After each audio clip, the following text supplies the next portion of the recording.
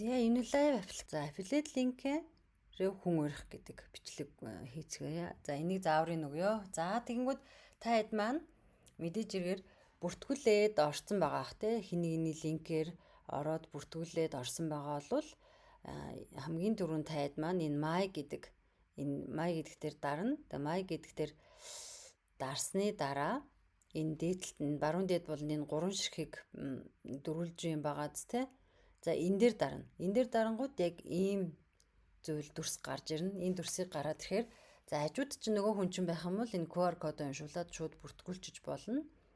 Эсвэл энэ дээр дарангууд copy link гэдэг линк чи copy дэгдэн.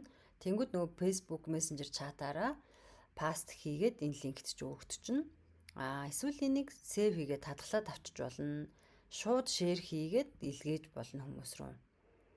За тэгээд энэ affiliate link бол дэлхийн ертөнцийн дээр те ер нь манай Монгол оронд л энэ affiliate link хөгжихгүй байгаа боловч ер нь бүх бизнес бүх бараа бүтээгдэхүүн ийм QR кодтой болсон affiliate linkтэй болсон та энэ линкээр нь бүртгүүлээл тухайн зүйлийг рекламдах ч юм уу сурталчлах юм уу тэр болгоноос тодорхой хувийг авдаг ийм систем болвол бүх орондод яг ийм аргаар маркетинга хийж, борлуулалтаа хийж, зөв энгийн нэг чихэр байсан ч гэсэндээ ийм affiliate link-ийг аваад сториудаа оруулаад рекламдахад таны одоо даасанд чи шууд тодорхой хэмжээний хувь нь ордог болцсон юм уу ягаа шүү.